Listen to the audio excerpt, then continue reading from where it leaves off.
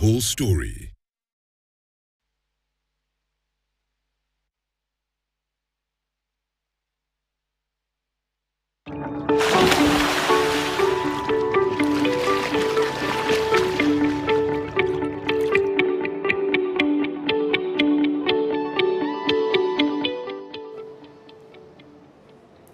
Thank you for watching KTN News. Welcome back. We are having a discussion on Water Day and Water for Peace being the theme for the year 2024. In studio with me is Amy Auma Odero, Director International Alert, and Julia Skoriri is the Principal Secretary, Ministry of Water, Sanitation and Irrigation. And joining us via Zoom, that is online, is Faith Akuwom Aleta, County Executive Committee Member, Water Services, Turkana County Government. And before we went on the break, there's an issue that was raised. Amy had raised a matter that was going straight to you, Faith. Now, this was with regard to Lake Turkana, the fish that is in there. Who fishes in there? Who goes to take that fish and who sells it? Therefore, Faith, as you wait to join us a little bit later, that is a matter that I would want you to respond to with regard to that space. Blue economy is a big conversation, especially in these spaces of climate change. How are you taking advantage of that, Faith? But as you join us, let me just come to you, Bona PS. Now, when we talk about such resources that these counties have, say Lake Turkana and their lake, the fish that they have there, it is a resource. Lake Turkana has one of the best beaches out there. But how do we turn that into a resource that is benefiting them, other than just remaining to just look good for the pictures, but also benefit them as well?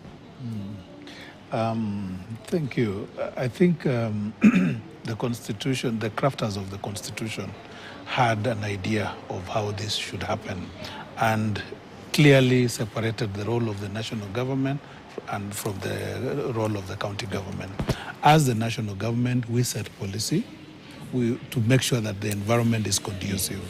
We also set regulations that govern the abstraction of such resources so that we don't overexploit and also we're able to conserve. Now, once that is done, it is the county governments now that organizes the exploitation of such. And that's why the county governments have regulations to now to license people who go into the lake and are able to extract. They're also building infrastructure to support that. Like, for instance, when you fish, you need cold storage facilities. It is the county governments that are able to provide for that.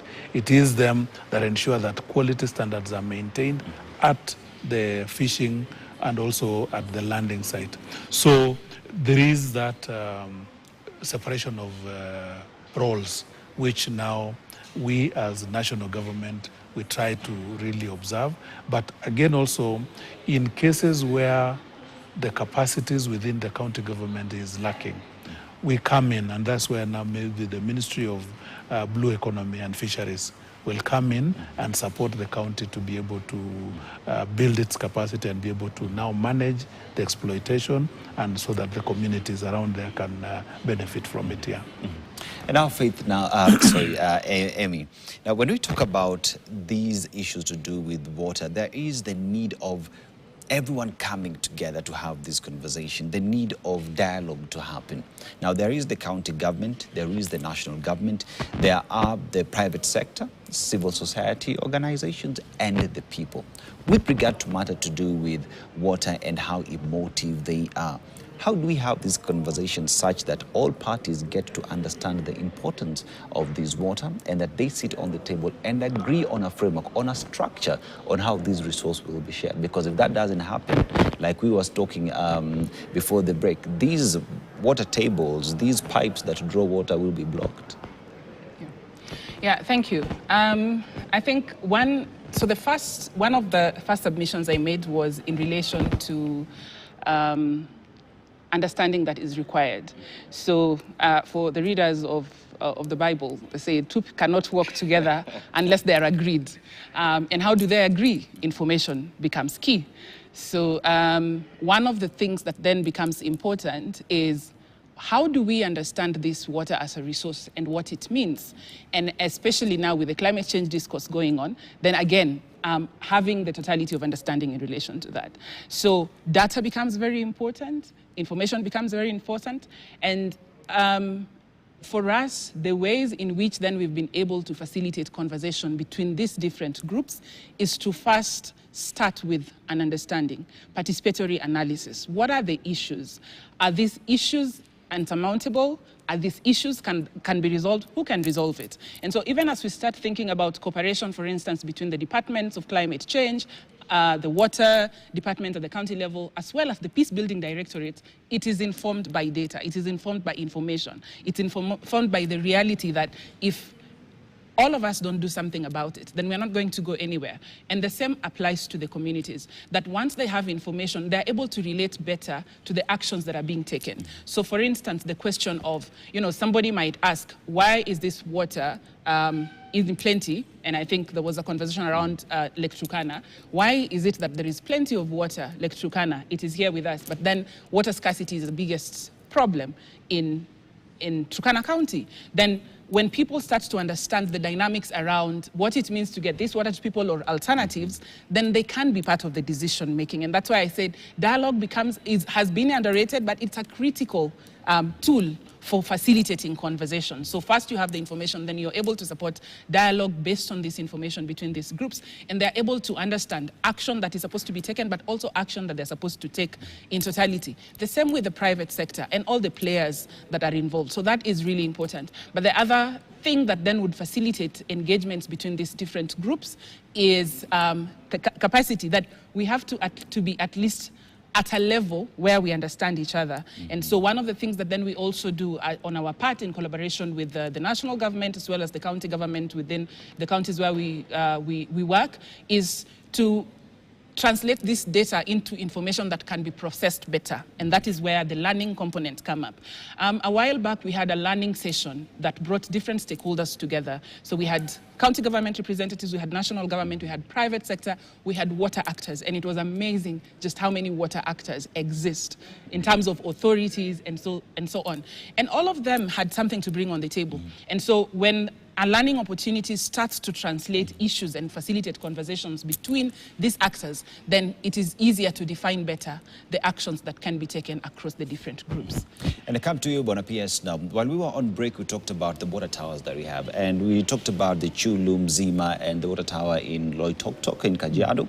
And these are points where for a very long time, the communities around have not really understood how this water gets from them to the others. Therefore, this is an opportunity for you to tell us what the government is doing in making sure that the community around understands how this water gets from them to the others, and how you also making sure that this water gets to them. Okay, thank you. I think, as we've said, water can be a means to bring peace or also a source of conflicts. And when you look at most of our water towers, you've mentioned of Chulu, where we get the Msima Springs, which supplies water downstream all the way to Mombasa. We also have Loitoktok, where the water is drawn from Machakos, Athi River, and parts of Makueni. You also have Murang'a, for instance, where we are drawing water for Nairobi, and Kiambu. You go down to Mount Elgon, where we draw water that goes all the way to Malaba. And the communities upstream are saying this water is ours. We are the ones who are protecting the forests, who are protecting the springs, and yet we are not getting it. So this has been conversations for a while in our ministry, and as part of a shift in policy, what we've said is that we will never or will not draw water before we provide water to the communities around the catchment area. So like, for instance, the Murang'a people now, we've had to build dams in Murang'a to supply water for the Murang'a community. The same thing for Kiambu, the same thing for Loitoktok. We are in the process of designing a system that will serve Loitoktok and the environs so that they can have water. The one that is there is not sufficient, so we will enhance it to even expand it further. For Shimba, that is Mzima Springs, we are also doing the same so that before water reaches Mombasa, we'll have provided water for the community around there, including Taita, as it goes down to Mombasa, also Kwale, near Samburu area. So what we've done is that we are now sensitive to the needs of the communities upstream. Because I remember we were launching, commissioning a project in Malakisi just in the month of February. And the communities there told us, this water is not ours. You are launching it in our county or in our constituency, but it is not serving us. And so on the basis of that, before the project ended, we've had to commit 300 million to make sure that the people around there are getting water. And I'm happy to report that now the contract has been expanded so that it can do that. And so there are so many other places. There is a place in Mount Kenya where the community actually blocked the pipe that it was transmitting water from Mount Elgon to Lower Malakisi. So again, the conflicts, and also, which is also genuine and justified, which now calls for government, both national and county government, that we should be sensitive of the communities where the resource is being drawn from, and as it is supplied to others, they should also get a feel that they are well taken care of. And that is the government coming through, making sure that water for peace is actually being achieved. Yes. And now we go to you, Faith, in Turkana County now. Earlier we were talking about Turkana, Lake Turkana, and the resources that do exist there, the water itself. We talk about the amazing beaches that do exist in Lake Turkana, and also the fish that you have there. As the county government, what are you doing to make sure that this resource that you have is a source of peace and not conflict in Turkana County? Faith. Yes, thank you. Lake Turkana water is saline, and that is, it's not fit for human consumption. But the county government is working on how we can have reverse osmosis plants that can be used for the treatment of that water, due to the county having the problem, the scarcity of water. So we have plans to make sure the water in Lake Turkana are well treated to be used for human consumption. For now, the lake is very important for the residents of the areas around there, that is Kalokol, areas around Nachukui. They are using the lake as one of their income generating activity by doing the fishing. And they are also doing joint fishing with the Merile, and that has been able to bring peace to them because they are able to sell to the other side, and Merile are also able to cross to this other side for doing fishing, and that has helped them a lot. Also, the Lake Turkana fish has been able to, the Turkana community have been able to look for markets on the other side, that is DRC Congo, that's outside Kenya. This fish is also transported to areas like Kisumu and other parts of Turkana, other parts of Kenya. So it has really supported the community around the lake. And that has been good to them. Thank you. And now I'll come to you, Amy. Now, Amy, when we talk about issues to do with water, there is now what next? What are we doing to make sure that these conflicts do not exist? Therefore, in terms of preventative and initiatives in place to make sure that water is source and part of peace and not conflict, as the stakeholder in this area, what are you doing? Where are we? I think, if you allow me, I just wanted to refer to something that Mora PS said around the sensitivity in the areas where, you know, the projects are being done and how water is being accessed and also distributed. And within the peace building sector and those of us who work on peace, a concept called conflict sensitivity is really a key concept that underpins how we see engagement promoting peace. And we usually say it is not so much what you do, it is more about how you do it. So if you're sensitive, as we are seeing then the national government starting to take those steps, then you realize that it becomes really easy to deal with problems that have, you know, challenges that have eluded, solutions that have eluded us for a very long time. So I would say, in response to your question, that conflict sensitivity and sensitivity to the contextual dynamics becomes a key part of every action that any stakeholder wants to take. That the recognition that it's not just what I am doing, but that it affects people, it affects relationships, or it's affected by relationships. Again, the other thing that we work on, and which we have increasingly found important, especially within the climate change discourse, is how issues of resources, access and use of these resources, including climate adaptation action, so be it irrigation, be it that in as much as, you know, conflicts have been a part and parcel of different contexts, that it can actually be a neutral entry point for engaging on peace. And water then becomes a key resource even in this particular discourse. So I would say conflict sensitivity and sensitivity to the context, the relationships, how groups relate with themselves, how they see actions affecting them. Because today you are doing irrigation here, but the next person is saying that you are denying me. Is it because you are aligned to community X or Y? And which might not be something that is in mind. So that is one. The other thing that is really critical is the policy environment. And I cannot emphasize this enough, that there have to be regulations that facilitate the kind of engagement that we would want to see, that takes us forward in terms of what would govern the actions that are taken by different people.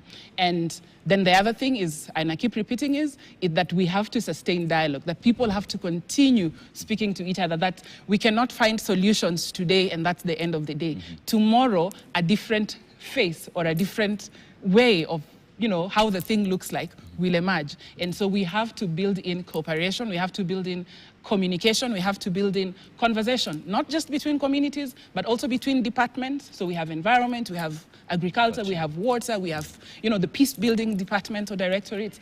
There has to be a convergence for these entities, especially with regard to the policy environment. Let me come to you, Bona PS, now. And at the ministry, there is the component of irrigation. Now, how are we taking care of the water that we have to do irrigation to reduce conflict? I think, as you've rightly said, like for instance, you'll find we do projects for home consumption. Now, the investment required in that is that we require water treatment, put chemicals and all that. Now, when it passes through a community that is farming and they want water for agriculture, you'll find at times they abstract that water to use for irrigation, which is very expensive. So what we've done is that we have agreed with the State Department for Irrigation is that when we have faced with such a situation, we'll have two parallel main distribution lines. One drawing raw water, which will be used for irrigation, and then the other one that goes into now water treatment facility, so that we are able to separate and reduce the conflict between farming as well as home consumption and sanitation. So that is the way we've been able to do. Like I think in Muranga, we have a project where there are two mains, one taking to the water treatment, which now we prepare the water to be drinkable. Then there's the other one that just takes the water from the dam straight to the farms, and we are able to irrigate. So that is again another thing that we're doing to ensure that we don't get the very expensive water being used for agriculture. Yeah. And that is Faith Akwom, who was joining us, CECM Turkana, who was joining us digitally on Zoom. And in studio with me is Julius Korir, PS Water and Irrigation and Sanitation. And we have Amy Auma, International Alert Director. Thank you very much for gracing this show as we continue to have this discussion on water and peace. It is a conversation that definitely must continue. We realized that Nairobi yesterday was flooding because God blessed us with a lot of rain. But how do we then get to have that water stored for sunny days, not rainy days? For sunny days, how do we go about it, making sure that all the communities in this country get to enjoy the resource that they have, that we get to provide water, and they in turn get to enjoy the peace? Because as Amy has rightfully said, that water is actually one thing that could be used as an entry point towards getting that peace that we all need. My name is Dennis Aseto. We were having a conversation on World Water Day, and to my guest, Asanteni Sana, and all the best for the amazing job that you guys are doing. And on that, Jesse Rogers will be coming after this with the prime time news. Enjoy the rest of your viewing. Good night for now.